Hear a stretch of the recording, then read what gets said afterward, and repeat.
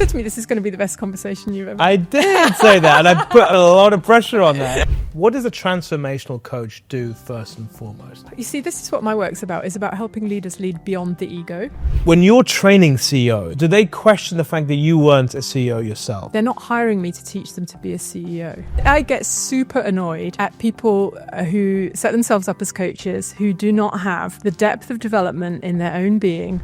Yeah, I'm going to say it. The more I've left the corporate world, the more I realize you're plugged into a system designed to keep you controlled. We've gone from the age of physical work to the age of knowledge work, and now we're going to the age of wisdom work. Is there any chance that AI will overthrow the human race? Yes, probably quite a big chance. I Wisdom. feel my mind frying as I read the question. So is it the right thing to do to lead others when you are still not right yourself? Yeah. I think the most dangerous leaders are those who've never had an accident.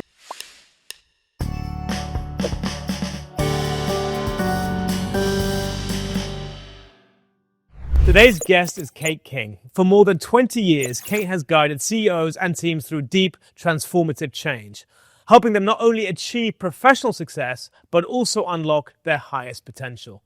With over 20,000 coaching hours under her belt, her mission is simple: to help people break through barriers, to align with their deeper purpose, and to lead with clarity and confidence. This goes way beyond traditional executive coaching, but also into the world of the psychological and the spiritual. With a book in the pipeline called Highest You, Kate's experience and insights into how we can all become the best version of ourselves is something you're going to want to lean into.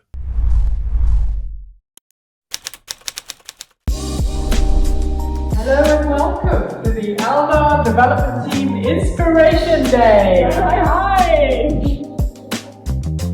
In businesses that lots of people will give you advice, yes, but it's not necessarily advice that you need. The time for business as usual is over. The time for soul-led leadership is now. Welcome to the hot seat, Kate. Thank you very much, Luca Allam. You're someone who is extremely experienced, knows their stuff. You've been there, you've done it. You've worked with some of the biggest names, biggest brands. And you are not a life coach. Thank you. Well, so you mentioned not a life coach, so let's go there. Yeah, elephant in the room. I have actually elephant in the room. It's over my court. Elephant. Yeah. So let's put the life coach elephant on the table. Thank you. I have nothing against life coaches. In fact, I've used one myself for the last 5 years, and an excellent life coach is a wonderful thing. And actually, great coaching is great coaching. Yeah. Right. So for me, great coaching is somebody who has the depth and the wisdom to be able to help you create transformation in yourself. So, opens new pathways, new possibilities, new ways of doing things. Yeah. A life coach applies that to your life situation. An executive coach applies that in a business context. And, you better be pretty experienced if you're going to sit opposite CEOs and help them navigate the complexities of their organizational life. But you also need to be a really good transformational coach. So I have nothing against life coaches per se. Yeah. What I have a lot against, actually. There's a lot of them, though. There's a lot of them. So here's my elephant in the room. What I'm against, and it's straight off the bat. I love this Kate King. I get super annoyed at people who set themselves up as coaches who do not have the depth of development in their own being to be able to guide other humans, whether that's life coaches or whether that's executive coaches. And we see them all the time, people who have a superficial level of training and a superficial level of their own development, who set themselves up as coaches. And, I think we can spot these people because they will put you through a Clifton Strengths Finder and you will come out with a mug with your strength on it. And that's about as deep as it will go, right? And for me, that doesn't do any service to the thing is, one bad executive coach can affect the entire reputation. Yeah, and of that circle, at least. I think coaches have done such a fantastic job in the past that lots of people who've had an experience of coaching have gone, wow, that was amazing. I want to be a coach. Yeah. And so then they set themselves up as coaches, and sadly, it's a very busy market right now, and the quality is really variable. Yeah. But so here's the thing that's going to get interesting. I think in the next few years, about 90% of coaches who call themselves coaches right now will not still be working as coaches. Yeah. And the reason is AI. Yeah, I don't disagree. This is about the longest time it's taken me to ask you about your mug. So we are going to come back to all these conversations. Tell me about this beautiful flower that I'm seeing in a glass. Yeah. Are we calling it a glass mug or a glass kettle? What are we calling it? It's sort of a tea mug. Okay. It's a tea mug. Okay. And it's beautiful. It's my favourite mug. And it's the simplest mug that you've probably ever had on this podcast. Actually, no, I've had simpler. Have you? Yeah, I have. I can show you later after. Over your right shoulder, there's a few that doesn't have the top piece. Okay. But just the bottom piece. Oh, really? Okay. Yeah. So the reason I like this mug is because, in fact, there's a little story to it. So I love stories. Come on, Kate. That's why we have the mug. That's why we have it. Tell me the story. So in 2007, when I got married, my now ex-husband and I bought a big old pile in Normandy, and we renovated. We spent 10 years renovating it, which tells you something about the scale of the thing. And in that house, I had loads of very beautiful things. In fact, I spent 10 years filling it with what I now call assorted shittery. So it was full of stuff, right? Yeah. It was full of stuff and beautiful stuff. Yeah. And actually, after 10 years and kind of completing it, I realised it didn't make me happy. And so I exited that life. And in fact, the place was just sold in December last year. But I got rid of absolutely everything. How good did that feel? That I owned. It was such a liberation because I realised that stuff is not what makes me happy in life, you know. So I abandoned all my beautiful crockery and cutlery and things that I'd accumulated over those 10 years. And now I keep it really, really simple. So my mug is a representation of that. It's functional. And it gives me joy because it's simple. So what else gives you joy? Oh goodness, there's a question. What else gives me joy? So my life is set up to give me joy. Beautiful. Love that. How have you done it? Tell us. So how have I done it? So I follow my heart. And where that takes me is into things passions, things that I love doing. And so, you know, I've ended up crafting a life that I love from a life where I did, you know, the things that I thought I was supposed to do to a life where it's absolutely intentional. So I moved to the Middle East. I set my life up here. I like, you know, it's really actually quite simple things again. I like being in the sun. I like being with lovely people. I like doing work that I enjoy. I like having the freedom to pursue my own development. And yeah, that's it. Really. Do you feel like the older that you get, the wiser, of course, you get, you start to simplify things rather than add complexity?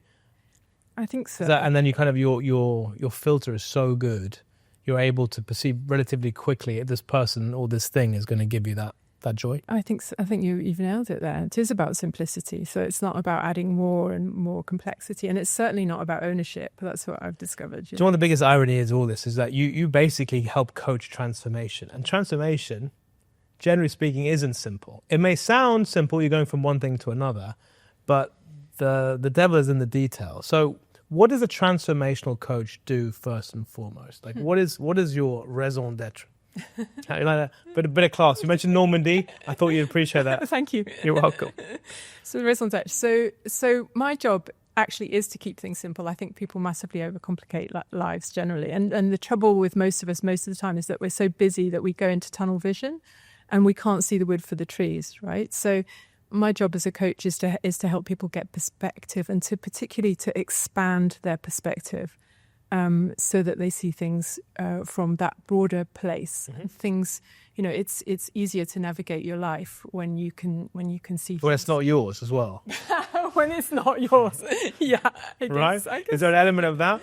Like you get when you work with other people, it's easier to sort of fix or help others than it is to help yourself. Giving yourself your own advice, it's not. I mean, my wife's the same thing about me all the time. So she says I give the best advice to everybody, but I don't practice my own advice. See, the thing is, coaching is not really about giving advice and it's not about fixing, actually. So what I do is create space for people to align with the highest versions of themselves and to get some real clarity around who they are. And so how do you do that? Because that sounds great, but how do you do that? How do I do that? Well, I help them strip away the things that are not meaningful. So most of us get clouded most of the time in the detail of stuff. So we get bogged down.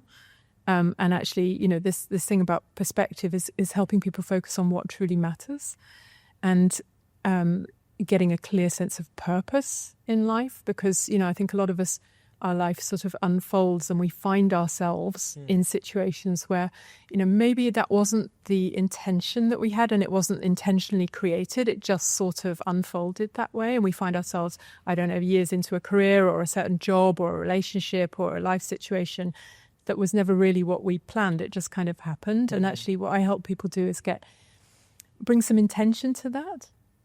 So, that's about being intentional, about getting some more self-awareness. So if you're not advising them and you're not teaching them, but you're coaching them, how are you coaching without doing advice or teaching? Okay.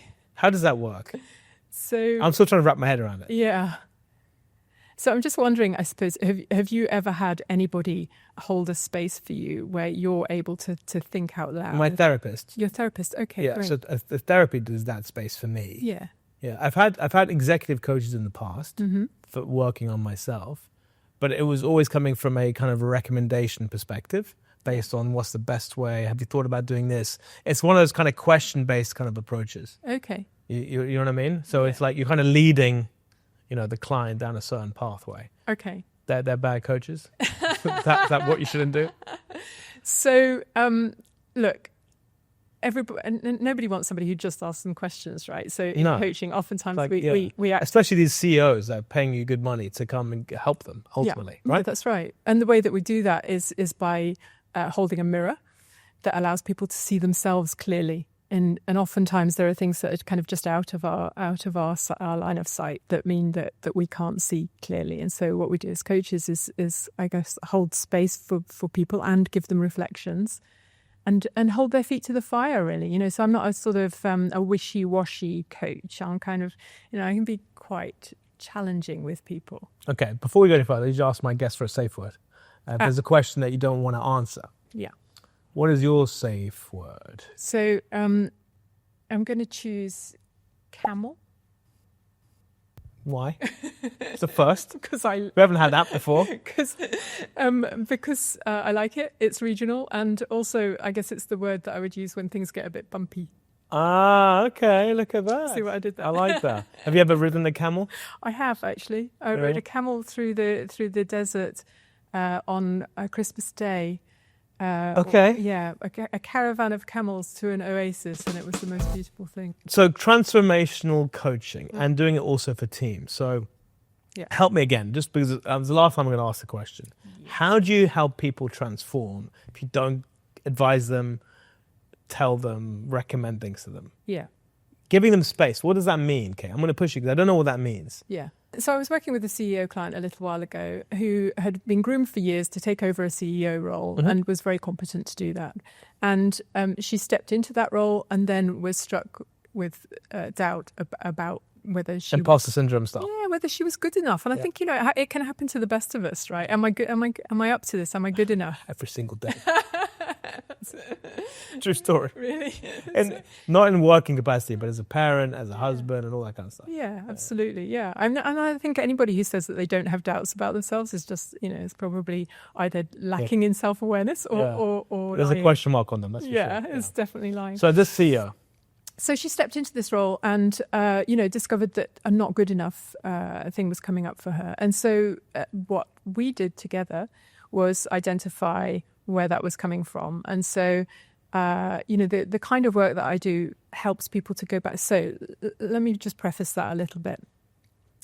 Most of us run out of unconscious patterns. Like 95% of our life is governed by unconscious patterns. We're running the patterns and stories that we have developed over our life. And most of those were installed as kids before we were about 7. So I know you're a parent, Luca, so you're setting the things that your kids are learning. They're in the sponge phase, I know. Right, exactly. They are, aren't they? They just take it all in. Yeah. And that's going to be the meaning that they have about themselves and about who they are in the world. And there'll be some good in that, and there'll probably be some stuff that you probably wish they didn't take. Scar them for life. Yeah, let's move on. Yeah. Start the therapy fund now. Yeah. It's already there.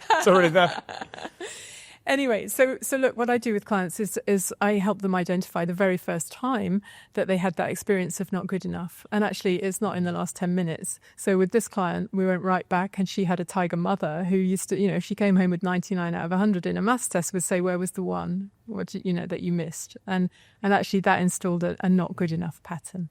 And so, my technique is kind of help people to go back to that moment, to have the conversation with the small version of herself, and to see things in a different context, and to understand that is not, that's not the full picture. Yeah. And to give herself the love and the words of encouragement that she needed back then, and then bring that forward into now. Yeah. And of course, when you've lived your life from a not good enough pattern, there are certain strategies that you develop to be able to cope with that. So you become a people pleaser, you become an overachiever, all of those sorts of things when you believe that you're not good enough. So when we go back and remove the not good enough pattern, we have to then build new strategies to help somebody do something differently, which is about how you show up in the world. Yeah. So that's what I did with this client, such that actually that not good enough pattern didn't ever show up again. So, you can imagine how debilitating it is as a CEO sat around a boardroom table to have this little voice inside that says, not good enough, not good enough. Yeah. So when you say, what are you doing if you're not giving advice? Well, I'm helping people make deep change. So maybe that example helps you see. Yeah, absolutely it does. Absolutely. Thank you. And I wanted my listeners and audiences to do that, because I've kind of been through that state myself, where I've been working with a healer. I call her a healer. Do you think that the CEOs of this world, those business leaders, are the ones that need it the most, for the simple reason that that limiting beliefs that they were sort of created when they were younger is what fueled them to get there in the first place? And it kind of comes full circle where they need to sort of rewire, if you like, or remove certain beliefs in order for them to move forward. God, that's such an interesting question. Are they the ones that need it the most? I don't know, because what you're identifying there, which I think is really important, is that everything is a double-edged sword, right? So if you're super driven from an away from pattern from your childhood, that's probably accounts for a lot of your success. Exactly. So do you feel like they need it the most? Well, I feel like usually what happens is that they get to a certain point where they come up against, something that doesn't work in that pattern or strategy, and that's the moment at which they come and look for it. So, the CEO who's been building an awesome empire as a means of escaping a violent, deprived childhood, right? To stay in control, to demonstrate that they're not that small, little, vulnerable child, right? And then, but the thing is, when they get there, and they've got the Ferrari and the however much in the bank, they realise that that's not. Still an amazing thing. I had a guy sat on your in same seats, John Sane, I think season 3. Talked about no matter how much money you spend on your physical, you can buy as many cars as you like, you can buy as many houses as you like. The amount of money that's being spent globally on healing, self-healing, is a fraction of the external spending. And then I had Dr. Saliha Afridi on the same chair. And she was saying a lot of people who, when they get to their sort of 40s, this whole classic midlife crisis stuff, they go out and buy new cars, change their partners to X, Y, and Z. It's because they're trying to adapt to their second adulthood, but they haven't fixed their issues inside. So until they do that, the buying and this and that is not going to help. So everyone is saying the same thing. I can give you 3 other names, but they came to my same mind. And now you're saying the same thing as well. I mean, it makes sense, doesn't it? That actually, look, are the material things that we think are going to make us happy when we get them don't. And actually what makes us happy is the striving towards them. The anticipation of them. When we actually get them, we realise they make it's a big anticlimax. Pretty much no difference to us. So would you say there's a correlation between the most successful, highest achievers in the world? And I look at the guys who own the biggest companies in the world. Look at the Elon Musks. Look at the Bill Gateses. Warren Buffett. I mean, I don't know. That's where you're going with this. Are they the ones who are have been the most sort of deprived, or had gone through immense challenges at home, to being able to go and push beyond? Let's be honest. Every single other percentage in industry, no one can do what they've done. There's no one's achieved what they've done. So, had they had to have gone through trauma at a childhood age in order to get where they are? I think, it's a really interesting question. Because I don't know the answer. What do you think? I think that there's something that's pushing them to do that. Yeah. I don't believe it's innate. They're crazy driven, right? Yeah. And usually when we're crazy driven, there's something that that we're driving away from, So what I recognize in most of my clients is that there is some sort of experience early on that has been really formative, that has given them that exceptional drive. The more successful, the more messed up you are. Is that what we're saying? Is that what we're saying? I know I'm generalizing, but is there a correlation? Because I know a lot of the people who are well balanced, well brought up, they don't have a huge drive. Also, the ones who come from wealth aren't that well driven.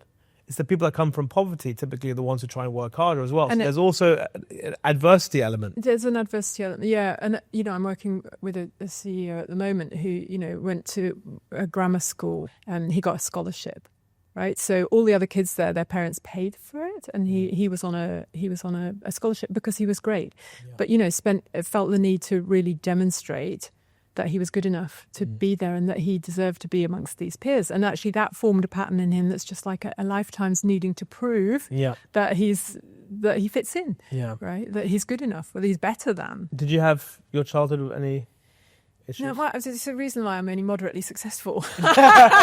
Because you see, you do believe in the Luca Allam theory. We're going to coin that now. Yeah, no, great trauma. So my childhood was incredibly stable. My parents had a brilliant love story. They met on a Friday, went out on Saturday, and married by decided Sunday. To get married on Sunday, and were married 2.5 months later. No, serious? They met on a Friday, dated on Saturday, decided to get married on Sunday. 2 weeks later, they got married 2.5 months later. And they were very happily married for 50 years until my father passed away. So sorry to hear that. No, yeah, but I mean, they had the most amazing marriage, and so I believe in these beautiful stories. But that meant I was the product of a very stable home. Are you a big romantic? Well. Look, if I tell you that You've got Campbell up there. The safe word is there, but no. It's. Are you romantic? Am I a romantic? Look, maybe I used to be. I got married within 6 months. But romance doesn't have to be about hard love to another person. It could be about life romanticism. It could be anything. What is a romantic from your point of view? It's just someone that is always tries to see the good in things, the emotional positive in things. Yeah, there's always that sort of positive ending to any story. It doesn't have to be a love story. It can be any story. I'm a fantastic optimist, and I believe in the goodness of life and people. I just believe in it, and my life is filled with awe and wonder. So when you talked about what gives you joy, for me, it's finding the awe in the everyday, and I try and do that every single day, whether that's just a sunset or and really nice conversation with somebody. Yeah, like this. Oh, exactly. You said to me, this is going to be the best conversation you've ever had. I did say that, and I put a lot of pressure on that, and I immediately regret what I said. I don't know. I guess I'm curious about your experience of transformation, because you we led into that one. Yeah, look, it's internal transformation, not business transformation, internal. So I've done that because I was in a point where, look, I was a CEO, I was managing hundreds of people. This is why I'm interested in your story. Actually. Yeah, and I just didn't want to keep doing it anymore. That job, at least. Why not? Because I had done it. I had achieved everything I wanted to achieve. I didn't have that same burning passion to get up every day and try and make a difference anymore. I had achieved everything I wanted. I just didn't have it in me. So it's super interesting. So how did you find? Because you're obviously a man on a mission now, right? So how did you seem like? I mean, you're doing a crazy. I'm doing a lot of things right now. Yeah, but I'm loving everything that I'm doing. Yeah. Yeah. So I am on a mission. But you know what I'm on a mission for when it comes to content? So this. And I love what you said about you're a romantic and you're light and joy and positive and seeing the best. I have said for the longest time that I don't think there's enough good quality content out there being done by good people. And I unfortunately think evil is winning on this planet. I know. It's dark. That's interesting. I went there. About that. I went there because I look at the people who are in power, the people that have the means, the people that are huge influencers. Not talking about celebrity life. I'm talking about on a bigger scale, and I question a lot of their ethics and their values. And then you do some research and you realize the whole 30 pieces of silver thing comes up time and time again. And I don't like it. It bothers me. Yeah, it bothers me. I did something with with the therapist that I'm dealing at the moment, and I'm opening up a little bit. But it was one of the things that was giving me light and making me happy was I felt I had the purpose. When she said, when I see your energy, I see lightness around you, and you give light to other people. And my name, Luca, means the bringer of light in Italian or Latin, or the origins of it. So this show for me is about giving insights, right? Shedding light on certain topics that need to be discussed, doing it in a nice quality, but also human way. So that's my mission in content. I love that. And the reason I love that is because you're clearly somebody who is alive, who has the spark of life burning in you and burning brightly. No, you do. And you know, I think we need more people in the world who burn brightly and share that with other people, because, you know, when we keep our own flame alive by finding a purpose that's meaningful to us, as you just articulated, and then being able to spread that with other people, this is what brings light and good things to the world, right? And I think you're right. We're in a moment now where we need this more than ever, and this is, I guess, it's the mission that I'm on. Yeah, bad things are being done a lot, and they keep happening, and no one's doing anything about it. And it hurts. It annoys me, and I'm raising 2 young boys now, and I'm thinking, how's the best way to prepare them for this world? Yeah. Do I teach them the dark arts, or do I teach them the light arts? Ooh.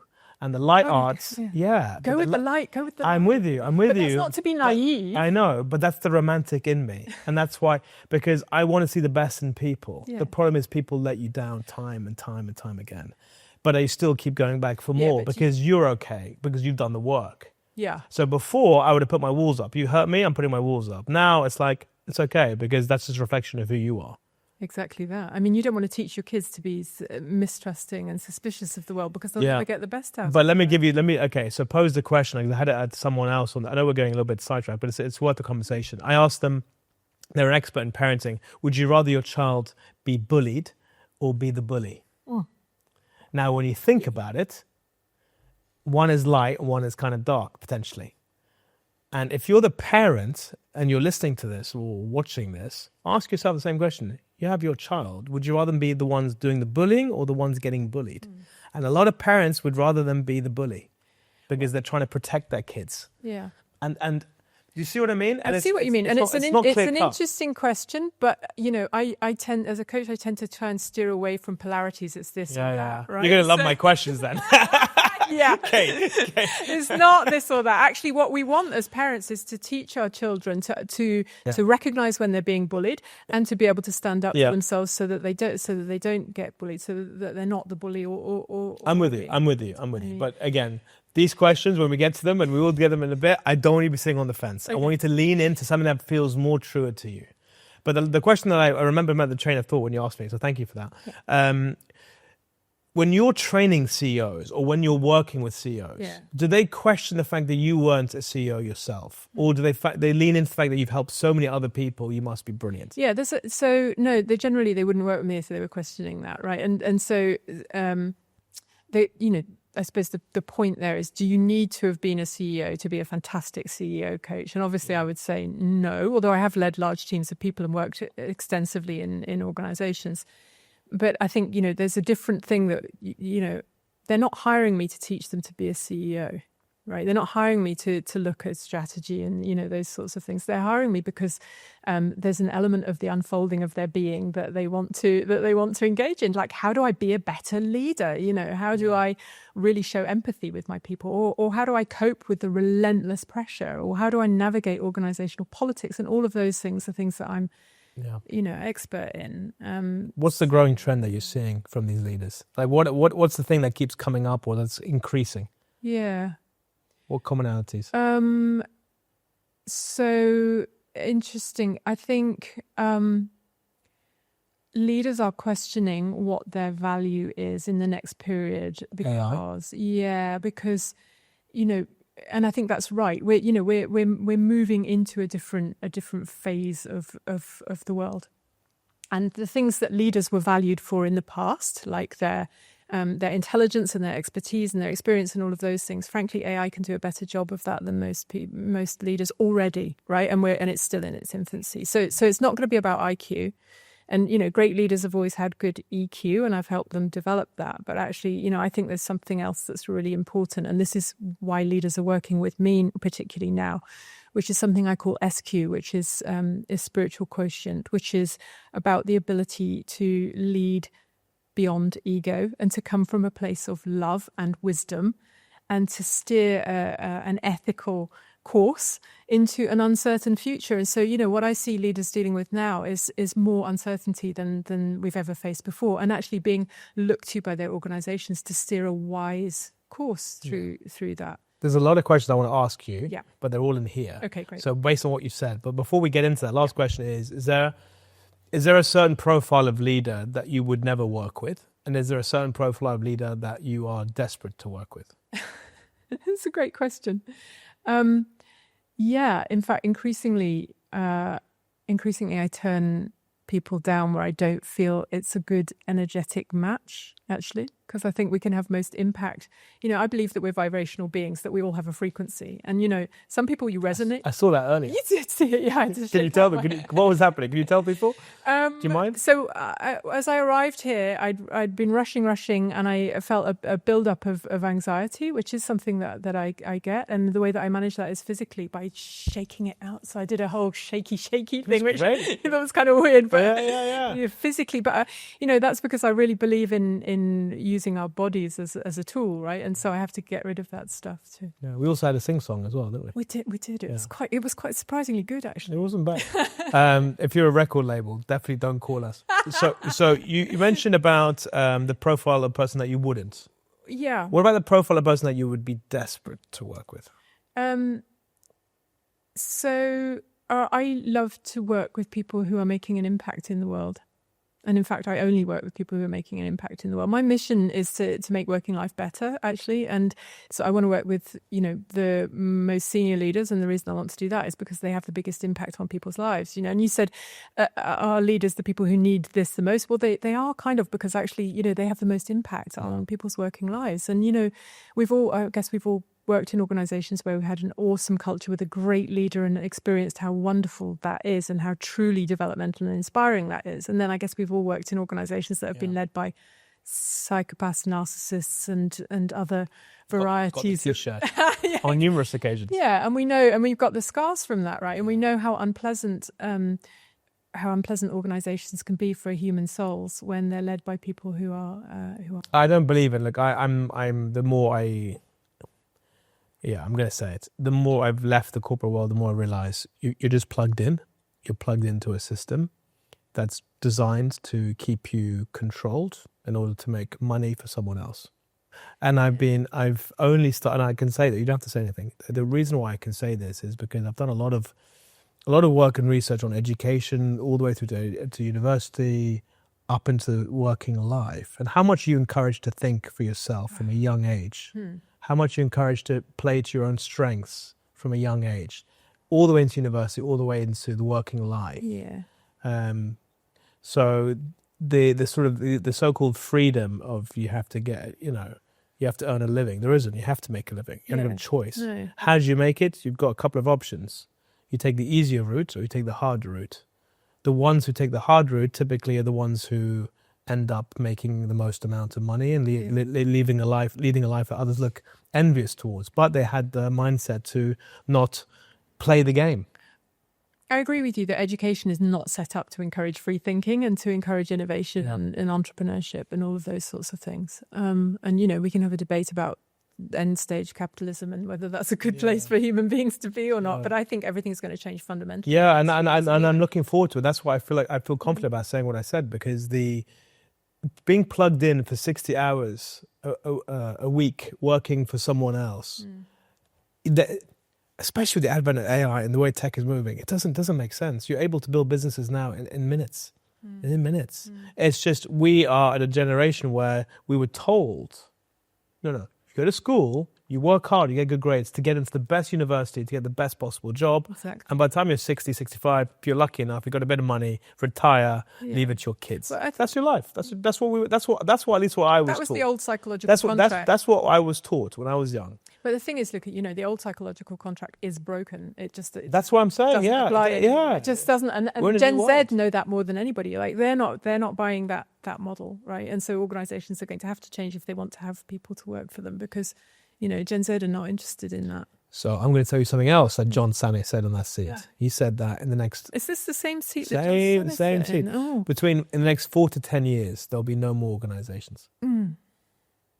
The way we see them. Yeah. As in, you're not going to have multinational companies with thousands of people globally. It's not going to exist. Well, it's happening already. And it's like 30,000 layoffs the other day. Yes, at Amazon, yeah. So there's a complete abolishment of it. And you know what? I'm all for it, because it's going to force us to lean into our spirituality, our creativity, our humanity. We're entering a new phase of work, right? We've gone from the age of physical work to the age of knowledge work. And now we're going to the age of wisdom work. And empathy and love and heart. Yeah. It's all about the heart, man. I had a lady called Mimi Nicklin. Yeah, I'm just shouting out names at you. It's all about empathy. She's the empathy advocate. But she, and John was saying the same thing. So was Dr. Saliha. I mean, I can give you so many countless names. They're all saying the same thing. AI is going to make us more human. It's going to force us to becoming more human and lean into your empathy, lean into your emotion. Right, they're dead right, and you're dead right. And the reason that is because AI is going to do everything else, and so what's going to be left for human beings to do and human leaders to do? Well, you can have a chat. We can have more chats. We can be podcasters. That's it. That's what I'm doing. except AI is probably going to do that. No, it can't. Okay, fine. Can't AI me. Surely, there's only one's enough. One is enough. I bet they could do a good. Not that it would be as. It would be. It would be better than me. It would be. Yeah, they'd have better questions. The chemistry would be better. The rapport would have been better. No. I mean, of course, no. Of course, we can be that. But I reckon soon there'll be an approximation that's. I mean, I'm actually looking into having an AI version of myself that's going to do the kind of basic coaching, and this is, I'm doing the same, but in my communication coaching. I was just going to say something about wisdom work, and because I think you're dead right what you're referring to there. And I think the work of the future is, I call it wisdom work, but it's what's that? It's going to be people who are able to help people find meaning. It's going to be coaches, it's going to be therapists, it's going to be ethicists, it's going to be shamans, it's going to be elders, it's going to be people that actually create me. Because what are we going to do when we don't have to go to work anymore? Elon Musk was talking about this the other day, actually. He said, jobs are going to be like vegetable gardening is now, something that's entirely optional. I love vegetable gardening. Love him or hate him. He comes out with some crackers. And I think he's right, So actually, do we choose to work? We'll only choose to work in future to have purpose, because actually, what humanity is going to face into pretty soon is a crisis of meaning and purpose. Mm-hmm. And that's really interesting. What do people do when they don't have to go to work anymore? Because it's all very well railing against a 60-hour week, but when you stop doing that, most people have no clue. So another guest I had, based on what you're saying, is Paul Dawalibi. He basically is a game mechanic genius, right? So he's into game technology and understanding gamifying the way the world is. And he basically said that the more AI and tech takes over, the future is fun, and he coined that phrase, because we're going to have more fun. The future is fun, yeah. We're going to have more time to have fun. And what is that going to mean? We're going to lean into more like gaming, experiences, travel, all that kind of stuff. Which is a beautiful idea, except who owns the AI?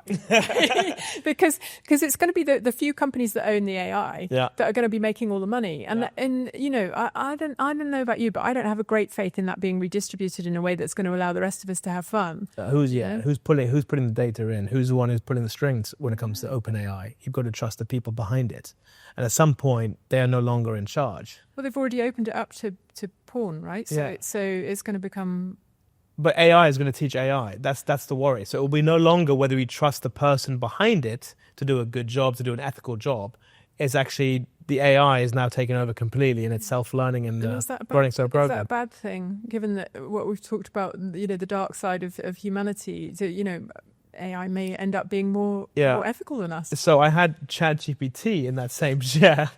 I also asked him, the question is there any chance that AI will overthrow the human race? Yes, probably quite a big chance. He said yes. Yes, well, of course, because it's going to be so much In smarter than us. in everything. Yeah. In everything. And look, and it's, yeah, if we're going to do damage to ourselves, it's kind of that kind of iRobot movie where like they also step in to help protect us, but actually will end up being slaves towards them. That's a whole other conversation. It is a whole other conversation. Take It's a very it back. interesting conversation. It is, Take it but back. I want to get into this because your expertise in this matter is something that I'm looking forward to having. Hi everyone, I really hope you're enjoying the episode so far. Thank you so much for watching and listening. Throughout my career, I've met a lot of people that have anxiety when it comes to public speaking. If you're someone that has that anxiety or nervousness and has always wanted to be more confident in public speaking, but you're also not sure where to go or how to start, the good news is I might be able to help. I have 20 years experience working in corporate communication. I'm a former regional CEO and I've helped to win over 80 different clients through new business pitches. With so many online trainings based on theory, I wanted to share what's helped me in the business world. I've launched my own training program called Master Pitch. The 7-module course covers everything you need to know, whether it's learning how to really understand the audience, how to deliver real impact, or how to effectively storytell. I've got it covered. With practical tips and real examples, you can immediately start turning that anxiety into confidence. Also, in a world of AI, there's never been a more important time to invest in your personal brand and in developing your public speaking. For more information, go to lucaallam.com or drop me an email at info@lucaallam.com. Right, let's get back to the episode. Rank 1 to 5 future leadership needs. Courage, empathy, likability, self-awareness, ethics. Oh God, that's really hard. Yeah. Well, it's not likability because I think it's got a little to do with it. So we can just Wait, but don't you have to be likable? No, Why? it's got nothing to do with it. In business, if you're not a likable person, would you want to work for that company if the person's not likable? Yeah, I mean, I don't know. It's not what I rank high in But you talked about energies, right? Yeah. If like your energies are not matching. If someone's a douchebag, right, they're not likable, it's going to be very difficult to want to work with them, for them, you know. But likability suggests there's a kind of people-pleasing element, and I would lean much more. That's your unconscious bias. Well, probably, yeah. So, because I'm not very likable, I don't know if we hit my Achilles heel. It's not about likability. You're very likable. Of course you're likable. I think courage. Okay, it's number 1. Yeah, number 1. I think courage because courage or empathy. Actually, courage. Okay. Can we have courageous empathy? Is that skewing things? No. Oh, so courage number 1. Empathy is number 2. Empathy's number 2. Number 3. Courage, ethics. Ethics number 3. Self-awareness. Yeah, self-awareness is fundamental. It's sort of self-awareness for me is a prerequisite for everything. Okay, so is that number 1? Yeah, probably. So self-awareness, courage, empathy, yes, ethics, likability. Likability, yeah, we can discount likability. Nice, easy question. That warmed you up. Let's go. Let's fly into the next one. So, leaders with vulnerability either attract patrons of authenticity or detract investors and shareholders. I mean, I think we probably both agree that the age where one had to pretend to be invulnerable to be a credible leader is long gone. You know, for all the reasons that we've probably touched. In the Middle East, is that also true? Absolutely, it is. Absolutely, it's true. There's a new style of leadership that is coming through as younger leaders develop, which is not based on being seen to be perfect. How important is it to be vulnerable as a leader? Because if you do show too much vulnerability, people can come after you. It depends what you mean by vulnerability. I mean, you know, that for showing signs of weakness, opening up, being exposed. Weakness is an interesting word, isn't it? Because I think, you know, there are allowable weaknesses. So I'm with Brené Brown on this one, that, you know, vulnerability is strength, because being courageous enough to show yourself, your real self, is a courageous act, and in doing that, people tend to respect that. In my experience, I've never seen somebody be vulnerable about the right things and not develop better, stronger relationships as a result of that. Have you? Yeah. Have you seen people? Not that I can think of. No. As a percentage broadly, and I'm not going to hold you to it, how many leaders that you've worked with show vulnerability? And follow-up question, how many feel they're allowed to show vulnerability? Yeah, it's an interesting question. I suppose I'm just thinking about the leaders that I work with. Look, when you're in a leadership role, people need to know that there's a reason to follow you. Yep. So from that point of view, there has to be something about you that's different. Otherwise, why would you be in the leadership chair, right? But that's not the same as perfection.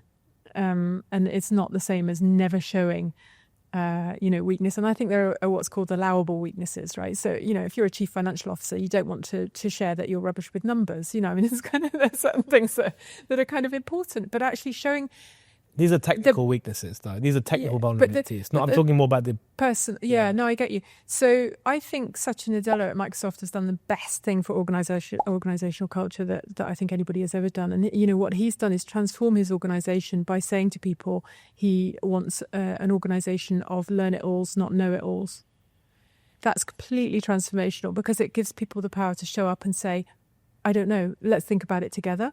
And actually then you get into a much more generative, co-creative conversation rather than, I think leaders often feel that they have to be the expert. And actually, I'd say particularly in this region, there's a feeling that if you're put in a certain position, you're there because of your expertise. And therefore you have to tell people. You have to know everything. Yeah. You have to have the right answers and you have to know everything, which leads to micromanagement and all of these things. And actually, I'd just challenge that. You don't have to know everything. You have to be, you have to have certain qualities and characteristics that mean you're competent to lead a team of people. But that's not, it's not the same thing. How much should the company be built in the sort of the image and culture of the leader?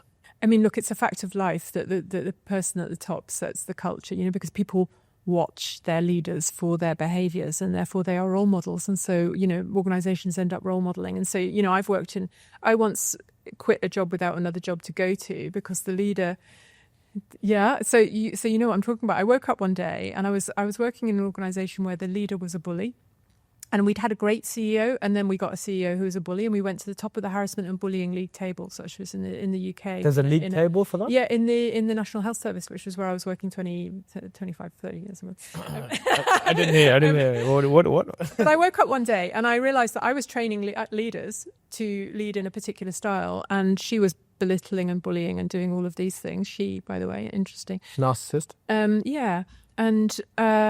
And I realised that my work was completely pointless. Yeah. And so I quit because actually you can't, if the person at the top is modelling that behaviour, there's nothing else that can be done. That's it, it's done. So how much should it be set by the top person? Well, actually, I mean, great organisations don't depend on one hero leader, right? They're formed of strong leadership teams. And that's what I do in terms of team coaching, is form a strong team doesn't depend on the ego and personality of the leader at the top. It's also legacy planning, it's insurance, smart play. So the right thing to do is to sort of devolve that power so it's not all centred on one person. But the flip side is if you have a benevolent leader, a brilliant leader, right? It's also risky. That's powerful as hell. It's dangerous. It's extremely powerful. But the flip side is, it's like, when you get it right. I mean, look at Dubai. Look at the leadership that you have here in Dubai. It's unbelievable versus what the rest of the world was going on. So, and that shows you what's possible with long-term vision and actually a genuinely, some sense of what's good for people, I studied Machiavelli when I was younger. And I did the dark side. So you've studied the dark arts. So Machiavelli was very misunderstood, and and unfortunately, when people say Machiavelli, and they associate with cunning, but actually, when you study it, the people who've studied Machiavelli properly, they'll know that he wasn't that, but he had to do certain things to survive and to get by. But he talked about the rule of the one, the rule of the few, and the rule of the many. Okay, and ultimately, the ultimate rule is if you can get a benevolent leader. But he basically said it's a pipe dream. It's very, very difficult for that to ever happen. But if it could happen, it's brilliant. You see, this is what my work's about, is about helping leaders lead beyond the ego. And I think where we get into trouble is when leaders are too based in their own ego. It's all about me, and what's good for them, and actually not thinking about the bigger picture and broader even in their own organisations, but thinking about what does the world call for from us. And actually it takes a big leader, a very evolved leader, to be able to act beyond their own ego. Yeah. Would you have been a good leader? I have been a good leader, actually, yes. Tell me about your leading style. I'm both visionary, so I tend to look at the big picture. I'm not really interested in the detail. But also I'm very collaborative, so I tend to co-create things with people, and I believe in doing things together. So I set the vision, and then I have a team rally to kind of create that with me. So what's that matrix they call the personality type? There's a green, there's blue, there's red, there's yellow. What's the Insights color wheel? There's other names to it. Which color are you? I'm a yellow, sunshine yellow. Which is that a creator? Is that the creator? Inspiring. It's the inspiring one. Yeah. No, you're not red. You're not the red one. Well, I do have a bit of red as well. And on that note, let's crack on. When should transformation stop being about the destination and more the journey? I mean, this is a super interesting question. And I had a personal learning for myself. It was not really about, it was sort of about a transformation. When I took on the transformation of the house in France, right? It was a 10-year renovation project. It was a gigantic renovation project. And How big was the house? It was big. Did that thing that English people do, which is to get really excited about what you can buy in rural France for the price of a house in northwest London, and then don't realise that you're going to spend the rest of your time, money and energy renovating it, which is what we did. It was great fun. But, I always thought it was about getting the house done and the destination. And actually, I had a profound learning that all the beauty and all the meaning happened along the way, and all the wonderful moments along the way. And actually, the moment we finished it, we got divorced. So the house was keeping you together. It was actually, yeah, it was. But I had a big learning about really appreciating the journey and it not being about the destination, because you may never get there. And so I suppose I have a particular life philosophy which applies to this, which is, I believe that we are spiritual beings having a human experience. Pierre de Teilhard Chardin. And what that means is that we are here. I see Earth as Earth School. I'm here for a small moment in time, and I'm here for a particular reason, which is the expansion of my soul, to grow into the highest version of myself. And that is a lifelong journey. And, so for me, there's no mistakes on the journey. It's not possible to make a mistake. It's all essential for one's learning and growth. And I see everything that happens in life as part of the curriculum for my greater expansion and growth, right? And so is it about the destination or the journey? Well, no, it's about the journey, and the journey is the expansion. How good does it feel when you start to see some of your clients transform before your eyes? They open up. Amazing. How good a feeling is that? Yeah, it's wonderful. I had a message actually on LinkedIn today from somebody that I coached about 5 or 6 years ago. He said, I just wanted to let you know that the work that we did together was transformational in my journey, and I'm so happy with the role that I'm doing now, that he'd progressed in his career. So a lot of the time as a coach, you see the moments of transformation, but you often don't get to see how that plays out or the impact that has in 5 years or 10 years, or, and it's really beautiful sometimes to know that. Look, I love it. I do coaching, communication coaching with clients, and they only need 4 sessions with me. The first session, they're like, not so sure what it's going to be all about. And I get them through a couple of exercises, and I video them with their permission. The second session, by the end of it, we do a second recording. Same reading. It's night and day. I show them the recording. Yeah. And it's seeing their face and what they can do in just 24 hours. Yeah. It's an amazing feeling. And that's the bit that I love the most. I got a couple of voice notes over the last couple of weeks from clients, and the feeling you get is just beautiful. But here's the thing. It's like, I don't want it to be...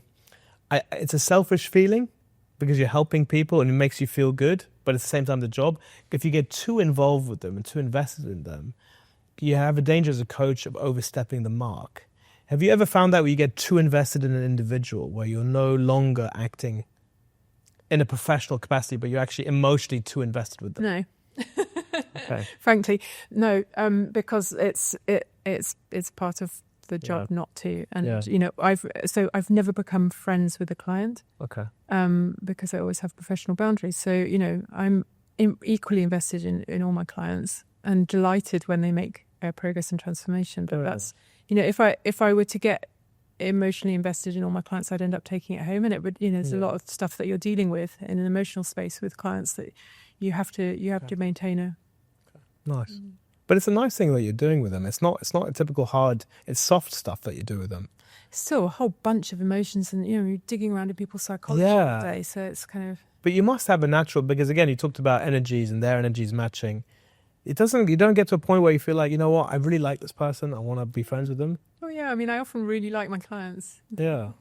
But you still stop, you still don't allow, but why not? What's the worst that can happen if you become friends with them? There's only one of my clients that I've ever really become Is that it? Friends with, yeah. Okay. Yeah, that I see outside. Well, I won't be one of your clients, so we can stay friends. How's that? Is that good? That sounds great. I flipped it. I saved it. Let's do another question. But I might be one of your clients. Yeah, Who knows? no. After this, you might need to coach me on public speaking. I think you're doing fantastically well. I think you don't need me. Should we do another ball? Tomorrow's successful CEO must master their subconscious before leading others to pay. Are you, because as a CEO, you're in a position of responsibility. Yeah. Is it the right thing to do to lead others when you are still not right yourself? I mean, not right. So it depends what the nature of not right is. But, what this speaks to is self-awareness, because mastering your subconscious, I said earlier that 95% of our lives have run out of unconscious patterns because they're unconscious. We're not aware of what they are, right? So when we're not aware of things, we're not intentional about things. When we're not intentional about things, we can be having impacts that we're not clear about, right? So, I think it's a prerequisite for leaders for CEOs to have a level of self-awareness so that they're more aware of their impact. And, you wouldn't get in a car with somebody who wasn't equipped to drive it because it would be dangerous. Yes. And you'd say, no, thank you. And yet, if we let leaders lead who have no self-awareness, they're impacting people left. But you have a lot of people who sort of come up through sort of family businesses. Yeah. They get given these roles. Yeah. And there's huge family businesses here in the UAE. Yeah. How dangerous is that if they're not well equipped to not only hurt the existing, but also to hurt the legacy of the company? Yeah. Well, that's a risk, isn't it? And, hopefully those people, somebody around them is wise enough to advise them that it would be great to do some personal reflection and some inner work, you know. Yeah. But whether they do that or not depends. But then ultimately that will be back to the question about culture. That will be impacting the culture that they're creating. Yeah. A lack of awareness tends to create an unconscious culture, and people don't generally like working in cultures that are not that are unconscious, that are not good cultures. So if you want to be able to employ people and have them flourish, if you're damaged as a leader, like you've gone through a lot, and you're refusing to get help because you don't think there's anything wrong with you, is it even worth trying to have a conversation with these people? Are they so closed off that they're not open to the idea of getting help? It's a great question. When you say gone through a lot, I mean, it's really interesting because that can land a number of different ways. And some of my favorite leaders are leaders who have gone through a lot, right? Because actually they develop a level of empathy and an understanding that, that people are dealing with different things in their lives. And so, generally, I think the most dangerous leaders are those who've never had an accident, who've never had have never been fired, who've never had a failure, you just stars right the way through because they just have no understanding. And, great leadership is forged on the anvil of challenge and difficulty. Yeah. So, I think that it's not that we want leaders who haven't ever experienced difficulty or problems. It's what you do with that that transforms it into your greatest strength as a leader. And so we want leaders who are prepared to use their challenges and their wounds and their damage and, the things that all of us have to become better leaders. Yeah, 100%. We've got two more, I think, right? So one or two more? I think there should be two left. Are we spiritual beings that live human, so having a human experience, or are we human beings that tap into the spiritual? Yeah. So, I mean, my belief is that we are spiritual beings, and that if you imagine an iceberg, the sort of material piece is a tiny little bit of it, and there's a vastness that stretches out beyond the material world that is the spiritual realm, which is where I believe in the idea of a soul, and that actually we exist beyond, in space and time, beyond what is here in the purely material. So where's that come from, Kay? Where's that belief come from? Lots of meditation. Okay. How often do you meditate? Every day. Okay. Yeah, not for very long. I mean, people often think about meditation and they're like, oh, I haven't got time for it. But actually, I just take 10 minutes. And all I mean by meditation is coming into stillness and having a chance to land and to observe my own thoughts and my own state of being. That's what I mean by meditation. It's really straightforward. So how important should it be in your routine? Is it like something that everyone should do? Is it a place for everybody? Or there's some people, because I've tried it and it didn't seem to sit well with me. Okay. my mind would drift and go somewhere else. That's what you see. That's the whole. I know. The point of meditation is not that one's mind doesn't drift. It's what one does with one's mind when it drifts, right? And so your mind can drift like 100 times in a 10-minute session, but it's the fact that you notice that it's drift and you bring it back to center. That you bring it back. Because do you have challenges with scattered mind? Is that you? I'm pretty focused. So I'm pretty focused, generally speaking. But I don't take breathing opportunities a lot. I'm just constantly. You're on the go. Going for the next thing. You're super high energy, aren't you? Yeah, I mean, I bring my highest self all the time. At some point, I do have a crash, and in that crash, all I want is a bit of caveman time, just to be left alone. But that's only about 15, 20 minutes, and then I should be okay just to recharge. But in that time, That's really interesting, because what do you do in your man cave? It's still I'm quiet. Is that... Yeah, I go to the bathroom and I lock myself away because my kids will come and bother me. It's the only place I have man cave is I have bathroom. A smidge. By the way, it's every dad's man cave right now is the bathroom. I'm telling you, right? The studies showed there was like I saw some article online. It basically said that the amount of time now being spent in the bathroom by mums and dads has dramatically increased, and it's not because of our bowel movements. I can tell you that. We're just escaping. Just getting some quiet. Yeah, but this is what we're missing in our busy lives, right? It's a moment of quiet to tune into yourself and come back to. Yeah, that's what meditation is. Yeah, it is. Is. Doing it in the bathroom. 100%. I need to do it more. Maybe you can help me. So we are spiritual beings.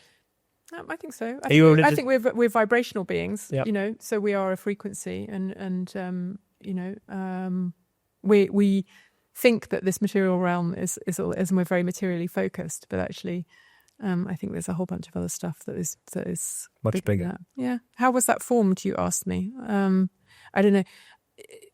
I said meditation. I grew up as a third generation atheist. So my parents and their parents and their parents were all atheists, and they had a strong aversion to religion, actually. And, so I was brought up in a household where God was not allowed to be spoken of. And probably the worst thing that I could have come home and said as a teenager would have been, not I'd been smoking or drinking or doing bad things with boys. It would have been that I'd found God, no, I would have been cast out, Okay. And actually I recognized at a certain point that was not a very healthy approach. And it was a very materialist approach to life. And I realized that actually for me, spirituality is really important. What I mean by spirituality is actually living from love and getting a sense of something bigger than myself, right? And whether that's a sunset or whether that's other people or whether that's, a connection to universal consciousness, which I call source, then, I developed it, I suppose, through trial and error and my own experiences of what works for me and what I need in my life to feel good. And so you mentioned vibrations. Do you feel other people's vibrations? Do I feel other people's vibrations? Yeah, I think we can all feel energy. Yeah. And usually it's at an unconscious level, but we know instantly whether we resonate with somebody or not, right? There's some people that we just kind of resonate with. How quickly does it take you? Not very long. Like seconds? We're talking seconds. Most of it, all of us, in fact, have that ability. It's just whether we're tuned into it or not. Yeah. We detect people, and that's our animal being. Is like we detect whether this is somebody. What's my next question going to be? I thought I was talking about mind reading. I'm talking about reading energy. No, but what's my next question going to be? What's my natural follow-on question to that? Do you? What's my energy? What's the energy when you met me? What was the energy like? Be honest. It's okay if you didn't like it. It's okay. I won't be upset. No, I got the high energy immediately. So that that's appealing in lots of ways. And I also got, I wonder if this person ever breathes. And breathe. We've got one more ball. Yeah. Achieve wisdom with innate capacity and experiences, or a learned and transferred practice. These are complicated questions. So how do you achieve wisdom? I feel my mind frying as I read the question. So let me explain. How do you achieve wisdom? Yeah. Is it innate and through experiences, or can it be taught and learned as a practice? I think, it's a great question. Wisdom doesn't come from the outside. But it's not an innate capacity. It's not like we're born wise. I'm sure some evolved beings are born wise, but I certainly wasn't born wise. It's been a lifetime's journey of inner work and development to become wiser and more grounded, and to deal with my shit. To clear up the patterns that stop me being my highest self. So I think it's a process that one has to go through, and you can have guides in that. Yeah, and that's what I do with people is help them to develop their inner what's wisdom essentially? I think wisdom is a connection to our intuition and to some of our more innate capacities, right? Which gets disconnected and cut off through the education that you were talking about earlier on, right? We're taught to think here, but we're not taught to feel here, and to come from a place of heart and to come from a place of gut. Those things actually is where wisdom is located. It's down here. It's in the gut feel about things. It's in the intuitions that you have about things, which are usually right. Your first. Do you buy into the idea that your first instinct on something is usually the right one? You can't hear your own intuition clearly if you're still running a bunch of patterns in your unconscious, because what you think is clear guidance and intuition is just psychological trauma repeating. So if you have a pattern that says that people always betray me and people are always taking from me, you might have a strong intuition that somebody is doing that, but actually they may not be doing that. What's happening is that you're playing out your own screen. You're attracting it. You're putting it out. You may be attracting it, and you may also be seeing patterns in things because it's your own psychology, and that's why in my work what I do is three things. One is the spiritual, which is a connection to kind of meaning and purpose and something beyond the ego. The second is psychological, which is about clearing up our own stories and patterns so that we can hear that, we can have the connection to the bigger picture and the intuition. And the third is then about having people apply that in organizational context to navigate effectively, right? So bring those three things together. But I don't think you can, I think one without the other is a little bit dangerous, because you can't, you're not, if you're like a tuning fork, you're not clearly tuned if you're still dealing with a lot of your own stuff. Yeah, I hear you. Yeah. It's a great insight. Speaking of great insights, I'm going to leave you with one last ball. There's nothing on it. I would love you to share, based off your 20,000 hours of work experience, your life experience, everything that you've been through. What is that one insight, Kate, that really resonates with you that you would like to share with the audience? What do we need to know? Yeah. Thank you. Metaphorically, you can hold it. That's a very generous offering of space. I think so. The wisdom that I would offer is around doing everything that we can in life to live consciously, and that means to wake up, right? As to not be in this kind of conditioned, all the stuff that we've been talking about, that kind of conditioned pattern, and to find our aliveness, to keep our own inner light alive, and to relentlessly protect that, right? By finding the things that make our hearts sing, right? And doing those things and making space for those things, those relationships, those things, and doing that consciously and intentionally. Because in doing that, then, we are living in connection with our highest self. And that's the secret for me for happiness and fulfillment, is actually living in alignment with our highest self and living from a place of a greater aliveness from which we can inspire others. And I love the fact that you've got a book coming out. Ooh. Highest You. You mention my book. Yeah, you got to plug your book, man. You come on the show, I'll plug it. So what should we expect from the book? So you should expect from the book that my methodology, distilled from 20 plus years coaching, into a playbook that will help leaders to develop greater wisdom and connection with their highest self. So you can teach wisdom. I got you. I think you can, but what I'm teaching in that is how to clear the nonsense, how to tune into your own intuition, and then how to live intentionally. How to do it for yourself. Those three things. Okay, it's been a really great conversation. Was it up there with some of the great conversations that you've had? It certainly was, yes. Was it? It was as build. Yeah.